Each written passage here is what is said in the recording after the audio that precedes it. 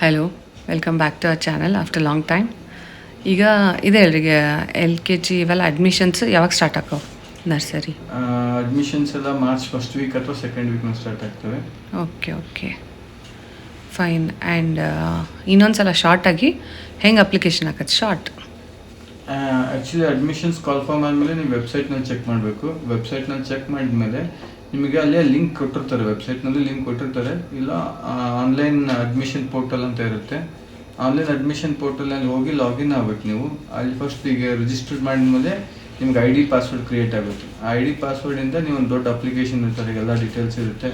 ಇವನ್ ನಿಮ್ಮ caste certificate ಅಥವಾ birth certificate ಎಲ್ಲ ಅದರಲ್ಲಿ ಅಪ್ಲೋಡು ಮಾಡಬೇಕು.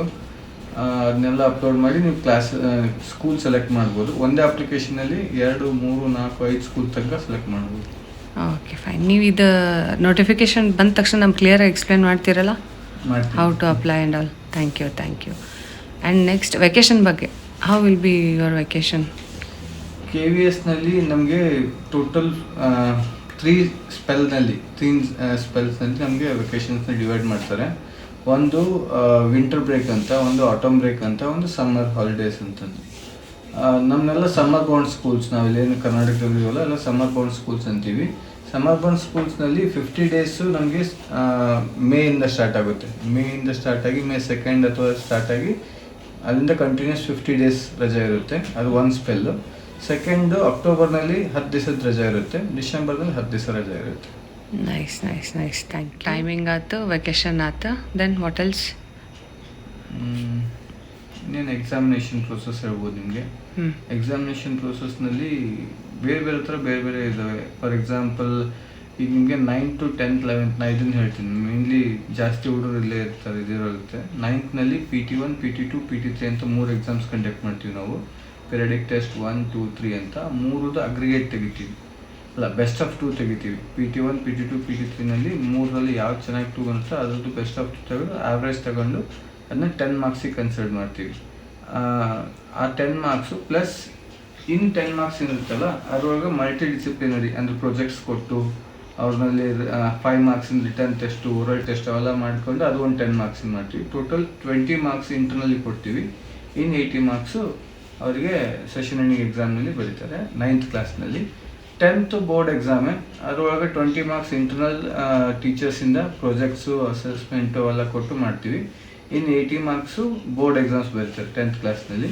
11th ಏನಾಗುತ್ತೆ ಅಂದರೆ 11th PT1, PT2 half yearly total 3 exams ಇರುತ್ತೆ. PT1 weightage 10%, PT2 weightage 10%, half yearly weightage 30%. Total ಎಷ್ಟಾಯಿತು? 50% ಆಯಿತು. ಅಂದರೆ ಹುಡುಗರು ಸೆಷನ್ ಎಂಡಿಂಗ್ ಎಕ್ಸಾಮ್ ಬರೆಯೋಕ್ಕಿಂತ ಮುಂಚೆನೇ 50% ಆಫ್ ದ ವೇಟೇಜ್ ಮುಗಿದೋಗಿರುತ್ತೆ. ಇನ್ನು ಬರೆಯೋದು 50%ಗೆ ಮಾತ್ರನೇ. ಈಗ ಅವ್ರಿಗೆ 80 ಮಾರ್ಕ್ಸಿಗೆ ಬರೆದ್ರು ಅದು 50% ಕನ್ಸಿಡರ್ ಮಾಡ್ತೀವಿ. 70 ಮಾರ್ಕ್ಸಿಗೆ ಬರೆದ್ರು ಅದು 50% ಕನ್ಸಿಡರ್ ಮಾಡ್ತೀವಿ. ಇನ್ನು 20 marks 30 marks practical internal exams ಇರುತ್ತೆ. ಎಸ್. ನೈಸ್. Thank you. ಮತ್ತು ಎನಿಥಿಂಗ್ ಎಲ್ಸ್? ಕಮೆಂಟ್ಸ್ ಎಲ್ಲ ಡೇಟ್ ಆಫ್ ಬರ್ತ್ ಮತ್ತು ಇದನ್ನು ಬರಾಕತ್ತಿತ್ತು. ದೆನ್ ಫೀಸ್ ಆಯ್ತು, ಟೈಮಿಂಗ್ ಬಗ್ಗೆ ಕೇಳಿದ್ರು. And anything else that we don't know? ಏನರ ಮತ್ತು ನಮ್ಗೆ ಗೊತ್ತಿಲ್ಲದು. Anything else? ಪೇರೆಂಟ್ಸ್ ಗೊತ್ತಾಗಬೇಕಾಗಿದ್ದೇನಾರು? ಆ್ಯಕ್ಚುಲಿ ಭಾಳ ಜನ ಪೇರೆಂಟ್ಸಿಗೆ ಏನು ಪ್ರಾಬ್ಲಮ್ ಆಗುತ್ತೆ ಅಂದರೆ ಯಾವ ಥರ ನಾವು ಓಲಾ ಪೋರ್ಟಲ್ ಅಂದರೆ ಏನು ಹೇಳಿದ್ರೆ ನಮಗೆ ಆನ್ಲೈನ್ ಅಡ್ಮಿಷನ್ ಹೆಂಗೆ ನಾವು ಓಪನ್ ಮಾಡೋದು, ಹೆಂಗೆ ರಿಜಿಸ್ಟರ್ ಮಾಡೋದು, ಹೆಂಗೆ ನಾವು ಅದನ್ನು ಅಪ್ಲೈ ಮಾಡೋದು ಅಂತ. ಅದು ಬೆಸ್ಟ್ ಅಂದರೆ ನಾನೀಗ ಕಾಲ್ ಮಾಡ್ತಾರಲ್ಲ ಅವಾಗ ಲೈವ್ ಲ್ಯಾಪ್ಟಾಪ್ನಾಗ ರೆಕಾರ್ಡ್ ಮಾಡಿ ತೋರಿಸಿದ್ರೆ ವಾಸಿ ಅಂತ. ಹೌದು, ನಾನು ಅದೇ ಥರ ಪ್ಲ್ಯಾನ್ ಮಾಡ್ತೀನಿ. ನೋಡೋಣ, ಆದರೆ ಅದನ್ನು ಮುಗಿಸಿ ನನಗೆ ವಿಡಿಯೋ ಮಾಡಿಕೊಡ್ತೀನಿ ನಾನು. ಆ ವಿಡಿಯೋದಲ್ಲಿ ನಿಮ್ಗೆ ಡಿಟೇಲಾಗಿ ಎಕ್ಸ್ಪ್ಲೇನ್ ಮಾಡಿರ್ತೀನಿ ಯಾವ ಥರ ಅಪ್ಲಿಕೇಶನ್ ಹಾಕ್ಬೋದು, ಅವ್ರಿಗೆ ಏನೇನು ಕಂಟೆಂಟ್ ಬೇಕು, ಏನೇನು ಡೇಟಾ ಬೇಕು ಅಂತ. ಯೂಶಲಿ ನೀವು ಏನು ರೆಡಿ ಇಟ್ಕೋಬೇಕು. ಭಾಳ ಜನ ಪೇರೆಂಟ್ಸ್ ಇದೇ ಡೌಟ್ ತಗೊಂಡ್ಬರ್ತಾರೆ, ಸರ್ ನಾವು ಅಪ್ಲಿಕೇಶನ್ ಹಾಕೋಕ್ಕಿಂತ ಮುಂಚೆ ಏನೇನು ಡಾಕ್ಯುಮೆಂಟ್ಸ್ ರೆಡಿ ಇಟ್ಕೋಬೇಕು ಅಂತ. ಮೇನ್ಲಿ ಬರ್ತ್ ಸರ್ಟಿಫಿಕೇಟ್ ರೆಡಿ ಇಟ್ಕೊಳ್ಳಿ. ಇನ್ನೊಂದು ಸ್ವಲ್ಪ ದಿವಸದಾಗ ಅಪ್ಲಿಕೇಶನ್ಸ್ ಕಾಲ್ ಆಗೋದಿದೆ. ಹುಡುಗರು ಬರ್ತ್ ಸರ್ಟಿಫಿಕೇಟು ಭಾಳ ಇಂಪಾರ್ಟೆಂಟ್. ಏನಪ್ಪ ಅಂದರೆ ಬರ್ತ್ ಸರ್ಟಿಫಿಕೇಟ್ನಲ್ಲಿ ಹೆಸರು, ಫಾದರ್ಸ್ ನೇಮ್, ಮದರ್ಸ್ ನೇಮ್ ಮತ್ತು ಚೈಲ್ಡ್ ನೇಮ್ ಒಂದು ಫಿಕ್ಸ್ ಇಟ್ಕೊಳ್ಳಿ. ಎಲ್ಲ ಕಡೆ ಒಂದೇ ಇರಬೇಕು. ಆಧಾರ್ನಲ್ಲೂ ಅದೇ ಇರಬೇಕು, ಬರ್ತ್ ಸರ್ಟಿಫಿಕೇಟ್ನಲ್ಲೂ ಅದೇ ಇರಬೇಕು, ಕ್ಯಾಸ್ಟ್ ಸರ್ಟಿಫಿಕೇಟ್ನಲ್ಲೂ ಅದೇ ಇರಬೇಕು. ಭಾಳ ಜನ ಪೇರೆಂಟ್ಸ್ ಇದ್ರಲ್ಲಿ ಮಿಸ್ ಮ್ಯಾಚ್ ಆಗಿ ಭಾಳ ಒದ್ದಾಡ್ತಾರೆ, ನಾವು ನೋಡ್ತಿರ್ತೀವಿ ಸ್ಕೂಲ್ಗಳಲ್ಲಿ. ಹಂಗಾಗಿ ಒಂದೇ ಹೆಸರು ಬೈ ಚಾನ್ಸ್ ಈಗ ಶಾರ್ಟ್ ಟೈಮ್ ಐತಿ, ಹಂಗೆ ಚೇಂಜ್ ಐತಿ. Is it possible to change? ಈಗ ಇಷ್ಟು ಶಾರ್ಟ್ ಟೈಮ್ನಾಗ ಮಾಡ್ಬೋದಾ? Thank you. ಅಫಿಡವಿಟ್ ಅಕಸ್ಮಾತ್ ನೀವು ಟೈಮ್ ಕೊಡ್ತೀರಾ ಹಂಗೇನು ಒಂದು ಸ್ವಲ್ಪ ಚೇಂಜ್ ಆದ್ರೆ ಈಗ ಅಡ್ಮಿಷನ್ ಟೈಮ್ನಾಗ? ಅಂಡರ್ಟೇಕಿಂಗ್ ತಗೊಂಡು ಕೊಡ್ತೀವಿ. Good, thank you. 15 days ಹಂಗೆ ಟೈಮ್ ಕೊಡ್ತೀವಿ ಅಂಡರ್ಟೇಕಿಂಗ್. ನೈಸ್. ಅದಾದಮೇಲೆ ಬರ್ತ್ ಸರ್ಟಿಫಿಕೇಟ್ ಇಟ್ಕೊಳ್ಳಿ. ಕ್ಯಾಸ್ಟ್ ಸರ್ಟಿಫಿಕೇಟ್ ಯಾವ್ದಾದ್ರು ಇದ್ದರೆ, ಅಂದರೆ ST SC ಮತ್ತು OBC ಅಂದರೆ ಕ್ಯಾಸ್ಟ್ ಸರ್ಟಿಫಿಕೇಟ್ ರೆಡಿ ಇಟ್ಕೊಳ್ಳಿ ಮಕ್ಕಳದು. ಆಧಾರ್ ಕಾರ್ಡ್ ರೆಡಿ ಇಟ್ಕೊಳ್ಳಿ. ಅದು ಬಿಟ್ಟರೆ ರೇಷನ್ ಕಾರ್ಡ್ ಏನು, ಸಾರಿ BPL ಕಾರ್ಡ್. ಹಾಂ, BPL ಇದ್ದರೆ BPL ಕಾರ್ಡ್ ಇಂಪಾರ್ಟೆನ್ಸ್ ಇದೆ, ಅದರಿಂದನೂ ಫೀಸ್ ಕನ್ಸೆಷನ್ ಇರುತ್ತೆ. ಹಾಗಾಗಿ BPL ಕಾರ್ಡ್ ಇಟ್ಕೊಂಡಿರ್ಬೇಕು, ರೆಡಿ ಇಟ್ಕೊಂಡು. Okay, Aadhaar card also. Even 3-4 documents main. ಆಮೇಲೆ ಇನ್ನೊಂದು, ಆರ್ಮಿದಲ್ಲಿ ವರ್ಕ್ ಮಾಡೋರು ಅಥವಾ ಯಾವುದೇ ಒಂದು ಇಂಪಾರ್ಟೆಂಟ್ ಇನ್ನೊಂದು ಇಂಪಾರ್ಟೆಂಟ್ ಡಾಕ್ಯುಮೆಂಟ್ ಏನಪ್ಪ ಅಂದರೆ government employees, central government employees ಅಥವಾ ಸ್ಟೇಟ್ ಗೌರ್ಮೆಂಟು ಅಥವಾ ಸೆಂಟ್ರಲ್ ಸ್ಟೇಟ್ ಅಟಾನಮಸ್ ಇರ್ತಿರಲ್ಲ, ಅವರು ಸರ್ವಿಸ್ ಸರ್ಟಿಫಿಕೇಟ್, ಅವ್ರದ್ದು ಸರ್ವ್ ಮಾಡ್ತಾರೆ ಎಲ್ಲಿ ಅಂತಂದು, ಯಾವ ಜಾಗದಲ್ಲಿ ಮಾಡ್ತಾರೆ ಅಂತ. ಅದ್ರ ಜೊತೆಗೆ ಟ್ರಾನ್ಸ್ಫರ್ಸ್, ಎಲ್ಲೆಲ್ಲಿ ಟ್ರಾನ್ಸ್ಫರ್ಸ್ ಆಗಿದ್ದಾವೆ, ಎಷ್ಟೆಷ್ಟು ಟ್ರಾನ್ಸ್ಫರ್ ಇದೆ ಎಲ್ಲ ಡೀಟೇಲ್ಸ್ ಇಟ್ಕೊಂಡಿರ್ಬೇಕು. ಆ್ಯಕ್ಚುಲಿ ಟ್ರಾನ್ಸ್ಫರ್ ಕೌಂಟ್ ಮೇಲೂ ಸಹಿತ ಪ್ರಿಯಾರಿಟಿ ಸಿಗುತ್ತೆ. ಈಗ ಇಬ್ಬರು ಆರ್ಮಿ ಪರ್ಸನ್ಸ್ ಇರ್ತಾರೆ, ಇಬ್ಬರು ಮಕ್ಕಳು ಅಪ್ಲಿಕೇಶನ್ ಹಾಕಿರ್ತಾರೆ. ನಾವು ಅವ್ರಿಗೆ ಯಾರಿಗೆ ಪ್ರಿಫರೆನ್ಸ್ ಕೊಡಬೇಕಪ್ಪ ಅಂದರೆ, ಇಬ್ಬರು ಫಸ್ಟ್ ಕ್ಯಾಟಗರಿಯಲ್ಲಿ ಬರ್ತಾರೆ, ಇಬ್ಬರು ಪ್ರಿಫರೆನ್ಸ್ ನೋಡ್ತೀವಿ ಟ್ರಾನ್ಸ್ಫರ್ ಕೌಂಟ್ ಮೇಲೆ. ಆ್ಯಕ್ಚುಲಿ ನಾವು ನೋಡಲ್ಲ, ಸಾಫ್ಟ್ವೇರ್ನಲ್ಲಿ ಆಟೋಮೆಟಿಕ್ಲಿ ರೆಡಿಯಾಗಿ ಪ್ರಿಂಟ್ ಆಗಿ ಬರುತ್ತೆ depending on transfer count. Even application fill ಮಾಡಬೇಕಾದಾಗೂ ಟ್ರಾನ್ಸ್ಫರ್ ಕೌಂಟ್ನ ಕೇರ್ಫುಲಿ ಫಿಲ್ ಮಾಡಿ. ಕೊಡ್ತೇನೆ ಇಲ್ಲ. ಸತಿ transfer count matters. Transfer count matter ಆಗುತ್ತೆ. ಬೇರೆ ಸ್ಟೇಟಿಂದ ಈ ಕರ್ನಾಟಕಕ್ಕೆ ಅಪ್ಲೈ ಮಾಡ್ಬೋದಾ? ಹಾಂ, ಸೆಂಟ್ರಲ್ ಗೌರ್ಮೆಂಟ್ ಎಂಪ್ಲಾಯೀಸ್ ಎಲ್ಲರೂ ಇರ್ಬೋದು, ಬಟ್ ಇಲ್ಲಿ ರೆಸಿಡೆನ್ಷಿಯಲ್ ಪ್ರೂಫ್ ನಿಮ್ಮ ಹತ್ರ ಒಂದು ಇರಬೇಕು. ಇಫ್ ದ ರೆಂಟ್ ಬಾಡಿಗೆ ಇದ್ರೆ ರೆಂಟ್ ಅಗ್ರಿಮೆಂಟ್ ನಡೆಯುತ್ತೆ, ಬಟ್ ಅದಕ್ಕಿಂತ ಬೆಟರ್ ಏನಾದ್ರು ಬೇರೆ ಗ್ಯಾಸ್ ಏಜೆನ್ಸಿದು ಆ ಥರದ್ದು ಏನಾದ್ರು ಇದ್ದಿದ್ದು ನಡೆಯುತ್ತೆ. ಆಮೇಲೆ ಈಗ ಅಕಸ್ಮಾತ್ ಭಾಳ ಜನ ಆರ್ಮಿ ಪೀಪಲ್ಸ್ ಇದೊಂದು ಕ್ವಶನ್ ತರ್ತಾರೆ, ಸರ್ ನಾವು ಅಲ್ಲಿ ಬಾರ್ಡ್ರಲ್ಲಿ ಇದ್ದೀವಿ, ನಮ್ಮ ಫ್ಯಾಮಿಲಿ ಇಲ್ಲಿದ್ದಾರೆ, ನಮ್ಗೆ ಇಲ್ಲಿ ಅಡ್ಮಿಷನ್ ಬೇಕು ಅಂತ. ನಾವು ಫಸ್ಟ್ ಏನು ಹೇಳ್ತೀವಿ ಅಂದರೆ, ನೀವು ಅಲ್ಲೇ KV ಇರ್ತಾವಲ್ಲ, ಅಲ್ಲೇ ಯಾಕೆ ಅಡ್ಮಿಷನ್ ತಗೊಳಲ್ಲ, ಇಲ್ಲಿ ಯಾಕೆ ಬರ್ತೀರಾ ಅಂತ. ಅದಕ್ಕೆ ಅವರು ನಾನ್ ಫ್ಯಾಮಿಲಿ ಅಕಾಮಿಡೇಷನ್ ಸರ್ಟಿಫಿಕೇಟ್ ಅಂತ ಕೊಡ್ತಾರೆ. ಆ ನಾನ್ ಫ್ಯಾಮಿಲಿ ಅಕಾಮಿಡೇಷನ್ ಸರ್ಟಿಫಿಕೇಟ್ ಇಟ್ಕೊಂಡಿದ್ರೆ ಮಾತ್ರ ನಾವು ಇಲ್ಲಿ ಅವ್ರಿಗೆ ಚಾನ್ಸ್ ಕೊಡೋಕ್ಕಾಗುತ್ತೆ. ಇಲ್ಲ ಅಂದರೆ ನಾವು ಪ್ರಿಫರ್ ಮಾಡ್ತೀವಿ ನೀವು ಅಲ್ಲೇ ಸೊ ಅವರಿಗೆಲ್ಲ ಕ್ವಾರ್ಟರ್ಸ್ ಇರಂಗಿಲ್ಲ ಅಂದರೆ ಫ್ಯಾಮಿಲಿ ಅಕಾಮಿಡೇಷನ್ ಸಾರಿ.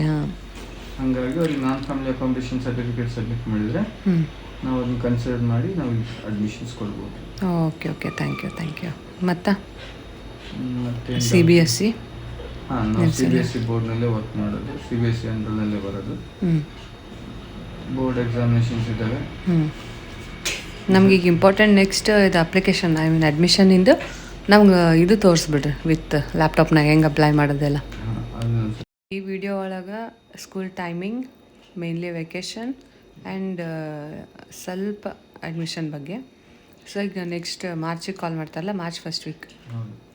Okay, March first week call ಮಾಡಿದ ತಕ್ಷಣ ಅದು ಒಂದು ತೋರಿಸ್ಬಿಡ್ರಿ ನಮ್ಗೆ ವಿತ್ ಲ್ಯಾಪ್ಟಾಪ್ನಾಗ. ಇನ್ನೊಂದು ಭಾಳ ಜನ ಪೇರೆಂಟ್ಸಿಗೆ ಡೌಟ್ ಇರುತ್ತೆ, ಎಲ್ಲ ಕ್ಲಾಸ್ನಲ್ಲಿ ಕನ್ಫರ್ಮ್ ಆಗುತ್ತಾ, ಎಲ್ಲ ಕ್ಲಾಸ್ನಲ್ಲಿ ಎಸ್ ಆ್ಯಕ್ಚುಲಿ ನಮ್ಗೆ ಮೇನ್ ಕನ್ಫರ್ಮ್ ಆಗೋದೇ ಕ್ಲಾಸ್ 1 ಮತ್ತು ಬಾಲವಾಟಿಕಾ 3ನಲ್ಲಿ. ಅಲ್ಲಿ ಫುಲ್ ಸೀಟ್ಸ್ ವೇಕೆನ್ಸಿ ಇರುತ್ತೆ. ಬಾಲವಾಟಿಕಾ 3ಇಂದ ಬಂದಿರೋ ಕ್ಲಾಸಸ್ ಹುಡುಗರು ಇರ್ತಾರೆ, ಅದು ಬಿಟ್ಟರೆ ಇನ್ನೊಂದು ಸೆಕ್ಷನ್ ಪೂರ್ತಿ ಓಪನ್ ಇರುತ್ತೆ, ಅಡ್ಮಿಷನ್ಸ್ ತಗೊತೀವಿ. ಇನ್ನು ಬೇರೆ ಕ್ಲಾಸಸ್ನಲ್ಲಿ 2 ಆನ್ವರ್ಡ್ಸ್ ಏನಿರ್ತಾವಲ್ಲ, ಎಲ್ಲ ಕ್ಲಾಸಸ್ನಲ್ಲಿ ವೇಕೆನ್ಸಿ ಚೆಕ್ ಮಾಡಿ, ವೇಕೆನ್ಸಿ ಇದ್ರೆ ಮಾತ್ರನೇ ಕಾಲ್ಫರ್ಮ್ ಮಾಡ್ತೀವಿ. ಅದು ಸಪ್ರೇಟ್ ಪ್ರೋಸೆಸ್ನಲ್ಲಿರುತ್ತೆ, ಅದು ಆನ್ಲೈನಲ್ಲಿ ಆಗೋದು. ಕೆಲಸ ಆನ್ಲೈನ್ ಮಾಡ್ತೀವಿ, ಕೆಲಸ ಆಫ್ಲೈನ್ ಮಾಡ್ತೀವಿ, ವೇರಿ ಆಗ್ತಾ ಇರುತ್ತೆ. ಅದು ಯಾವ ನೋಟಿಫಿಕೇಶನ್ ಬರ್ತದೆ? ಅದು ಇದೆಲ್ಲ ಮುಗಿದ್ಮೇಲೆ, ನರ್ಸರಿ ಆ್ಯಂಡ್ ಬಾಲವಾಟಿಕಾ 3 ಕ್ಲಾಸ್ 1 ಮುಗಿದ್ಮೇಲೆ ಅದನ್ನ ಹೇಳ್ತಿರಲ್ಲ. ಅದಾದ್ಮೇಲೆ ಇನ್ನೂ ಕೆಲವೊಂದು ಡೌಟ್ಸ್ ಏನಪ್ಪ ಅಂದರೆ ಕ್ಲಾಸ್ 11 ಯಾವಾಗ ಅಂತ. ಕ್ಲಾಸ್ 10 ರಿಸಲ್ಟ್ ಬಂದು ಸ್ವಲ್ಪ ದಿವಸದಲ್ಲಿ, ಒಂದು 10 days ಅಥವಾ 8 daysನಲ್ಲಿ ಮತ್ತೆ ನೋಟಿಫಿಕೇಶನ್ ಬಿಡ್ತೀವಿ ನಾವು. ಆವಾಗ ಕ್ಲಾಸ್ 11 ಅಡ್ಮಿಷನ್ಸ್ನ ಆ್ಯಸ್ ಯೂಶ್ವಲ್ ಇದೇ ಥರನೇ ಪ್ರೋಸೆಸ್ ಮಾಡ್ತೀವಿ. ಬಟ್ ಈಗ ನೋಟಿಫಿಕೇಶನ್ ಬಂದಾಗೆಲ್ಲ ನಮ್ಗೆ ಹೇಳ್ರಿ ಒಂದು ಸ್ವಲ್ಪ, ಯೂಟ್ಯೂಬಿಗೆ ಹಾಕುವ. ಆ್ಯಂಡ್ ಮತ್ತೇನಾರು ಮತ್ತೆ ನೀವು ಡೌಟ್ಸ್ ಕೇಳಬೇಕು. ಓಕೆ, ಕಮೆಂಟ್ಸ್ ಡೌಟ್ಸ್ ಏನು ಬರುತ್ತೆ, ಕಮೆಂಟ್ಸ್ ಏನು ಬರುತ್ತೆ ಅದ್ರ ಮೇಲೆ ಮತ್ತೆ ವಿಡಿಯೋ ಮಾಡೋಕ್ಕೆ. Okay, thank you. ಓಕೆ.